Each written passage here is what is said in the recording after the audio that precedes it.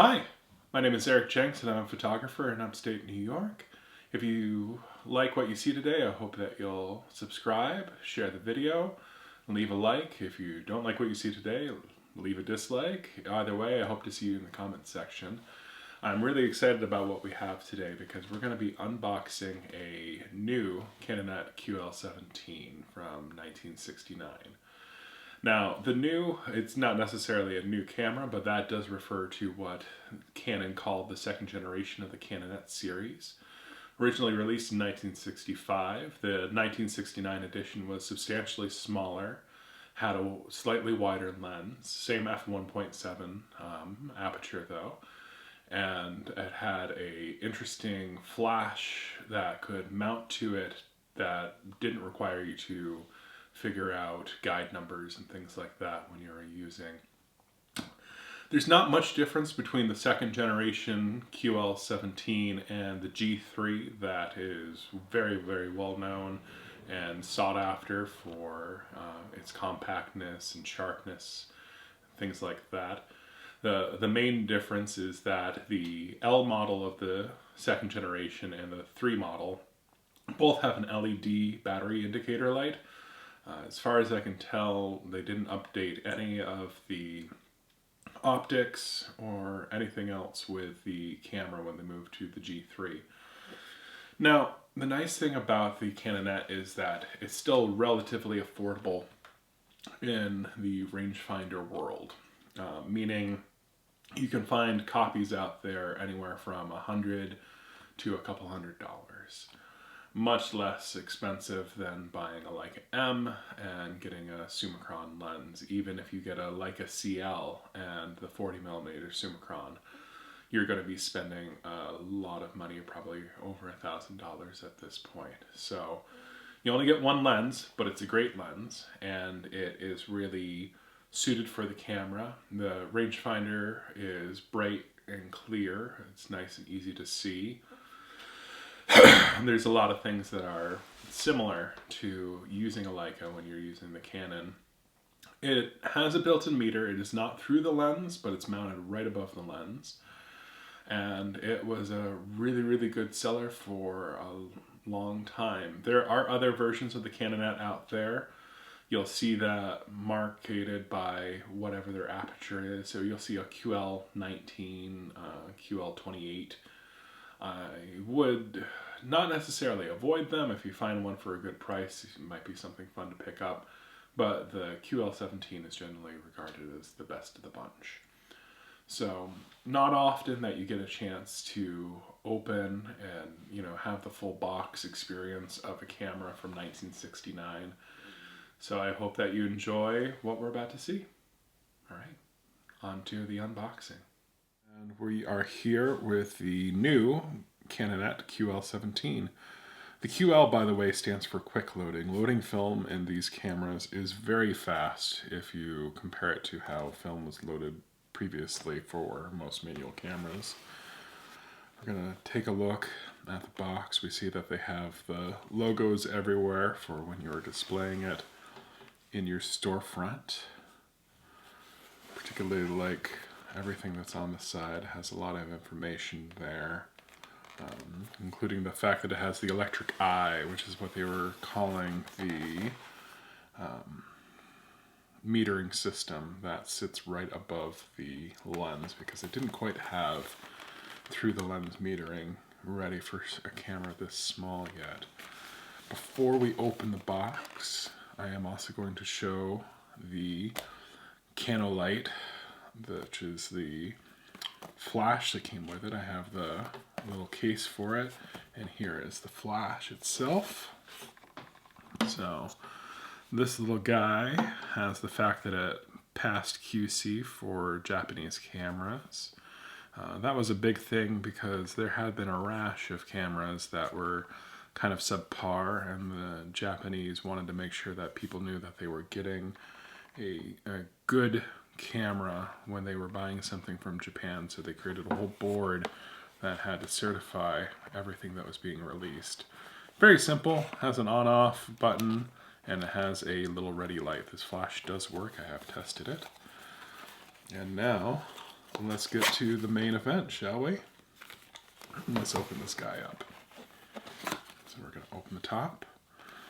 We have some more writing here. Looks like it lets you know what speed lights work with it and some of the extras. The size UV filter and some other filters that can work with the camera. It does use a 48mm filter, which is a little bit of an oddball nowadays, but hey, it's all good.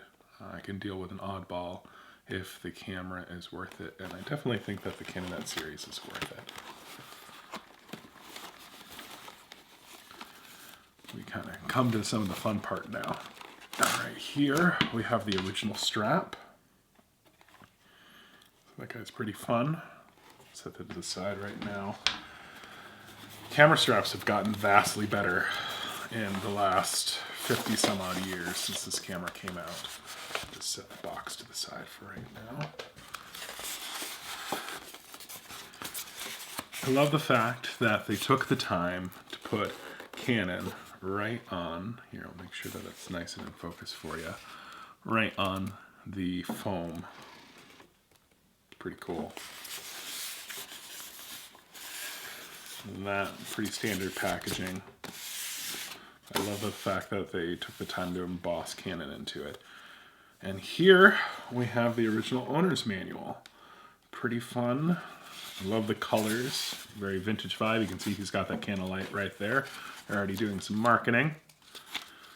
And it kind of goes over some of the basic operations of the camera, including how to load the batteries. So, something important to know about the Canon light, the Canonet series of cameras, is that they used mercury batteries. So mercury batteries are no longer available in the US. There are some websites outside of the country that still sell them, but they're very bad for the environment. So you have a couple of options. First option is use a modern battery that's the same size but has the wrong voltage. Just requires you to check your exposure every now and again, and you usually have to just adjust what the ASA, or ISO today, but it's the same numbers, is set to. Your next option is to get a wine cell battery, which is what I've opted for. These don't last very long, so I got 2 of them. But as long as you're using the camera, you will get through your roll of film, if not a few, before that battery dies, and it gives the correct voltage so that your meter works properly. Looks like they're just going over how to focus the camera. I love the color. I love the fact that Canon sprung for there to be color going on in their manual. It's also letting you know how to know when the battery is depleted and needs to be recharged. Because unlike the G3 and the L version of the QL17, you need to look through the viewfinder. There was no LED to let you know. Showing you how it syncs with the hot shoe for the flash. And just a few more things here and there. Oh, yeah, I forgot. It has a PC sync, so that if you want to use an off-camera flash or studio strobes, you could actually hook this camera up. There is a lot of things that make this a prosumer. It's a consumer camera, but it has pro options that made it very appealing to a wide group of people back in the day and today as well. And that's cool. They show you a lot of the different things that were available as accessories for the camera. So let's move on. We're going to come back to this guy and we're going to open it up. And we get to see the case.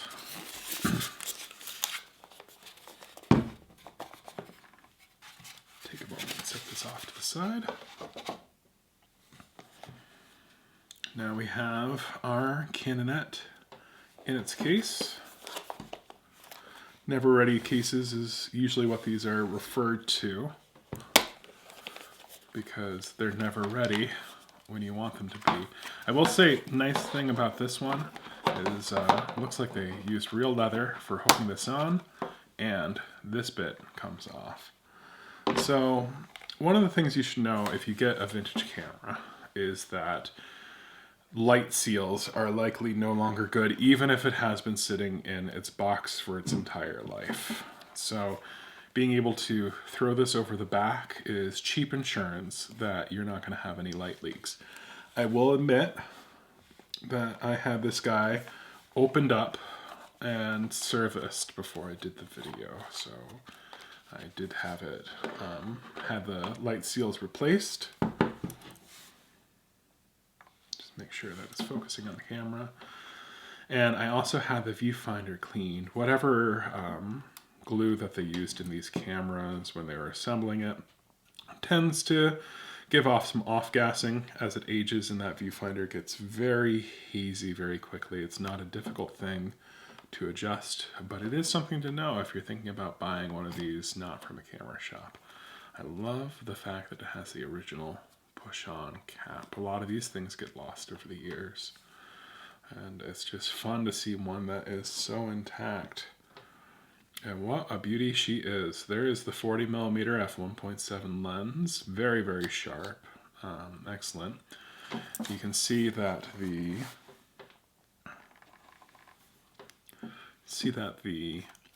shutter settings are right around the lens body, and so are the aperture. If you don't have it set to auto, you can also set it to different flash settings.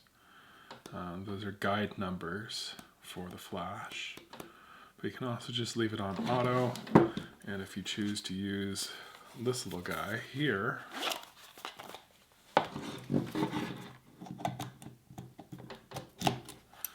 should even sync together so that the flash controls what aperture you have when you have it set.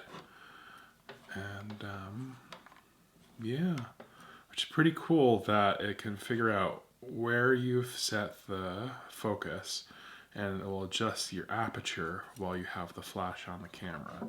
That is a neat function that Canon came up with to deal with not having automatic flashes at the time. All right, here's that PC sync that we were talking about earlier. It's a little flip down spring loaded guy. We've got our eyelets for looping our neck strap around.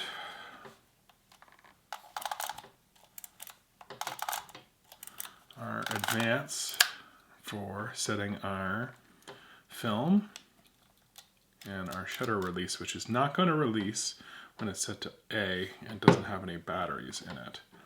Could probably get it to release. Yep. Once you set it off of A, you can still shoot this with no batteries in the camera, which is pretty cool. To open the camera, we're going to pop open that back, just like that, and we get to see inside the camera. And Canon was even kind enough to show you how you were to load the film, which I think is pretty cool. I do think it's funny that they have the two fingers right there, because that's right where the shutter would normally be. But because this uses a Copal shutter, it's not actually an issue. You're not going to poke your finger through the shutter like you might with an SLR. Like I said before, I did have the light seals replaced on the camera so that I knew it would be light tight when I went to use it.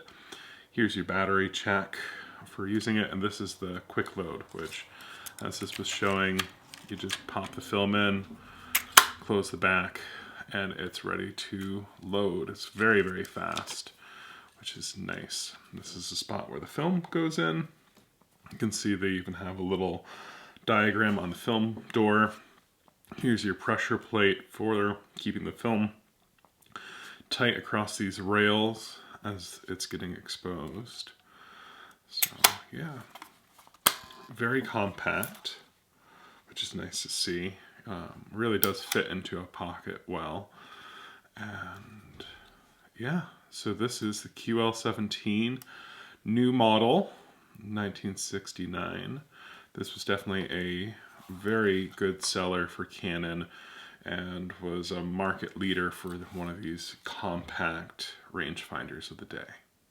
I think what we'll do now is just take a quick pause And then we'll go at putting a battery in the camera and loading it with a roll of film.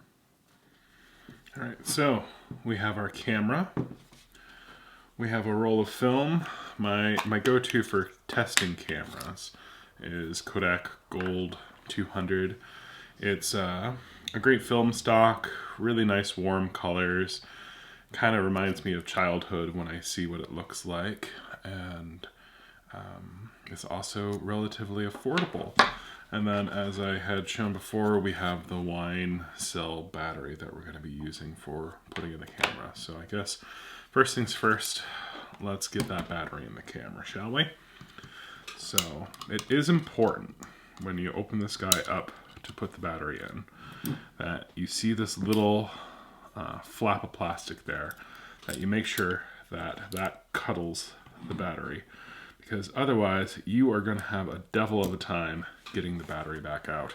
Ask me how I know. So make sure that that goes below the battery so that when you go to take it out, you can actually get it back out. You also want to make sure that you put this in the correct side forward. So when I'm looking at this, positive goes towards the top. All right. And if you happen to have your handy dandy manual, you can always double check it in that.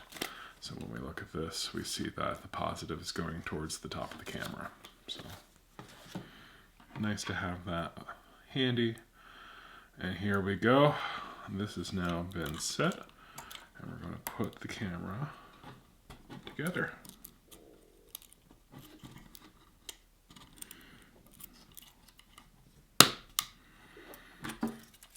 We can do that battery check where we press the button. And when I do that, I see that it does indeed drop down to where it's supposed to be.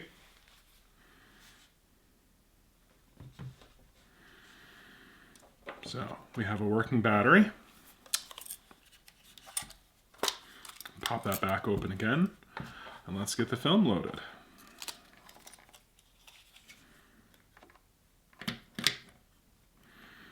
Very simple, drops right in, pulled across to where it needs to be. Close the back, and you can even see, this is a great thing to see. So when you see that it is rotating like that, that means that the film has caught, it's advancing. The Canonet, besides this, also has this little red and white indicator markers right here. And so when the film advances, it advances. And there we go. It's now loaded and ready to shoot. We currently have it in manual mode where the meter does not work. But if we move it to A, the meter will now work. And we simply set the shutter speed and it picks the aperture that we need. So pretty cool. Again, the battery just goes down there. Make sure that you have it so that when you pull up on this, it pulls the battery out. Just like that. Makes life a lot simpler. You don't have to go hunting around for things to make it go in place. And boom. The Canonet is ready to shoot. Next video that you see on this guy, we'll go over some of the photos that we take with it. I hope that was a lot of fun. I know that there's one more thing in the box that I want to show you guys. So hold here and we'll get this box ready. If we look inside the box, there's a couple of things left. One is a silica gel packet that has been in there for forever. I love the fact that it is branded Canon. The other thing that I found in the box would have been most likely the original battery. So that's pretty cool. Has the Japanese lettering on it for a Mallory style battery. Again, you cannot get these in the US anymore, so your best bet is to go with either a wine cell or figure out what it should be with a modern silver oxide replacement. Well, thanks for tuning in. I hope you enjoyed that look at the new Canonet QL17 from 1969 to 1972. It's a really interesting camera, and it's not often that you get to find one of these in the original box with all the packaging. No, it was a first for me, so it was fun to kind of feel like what it would have been to get that new back in the late 60s and early 70s.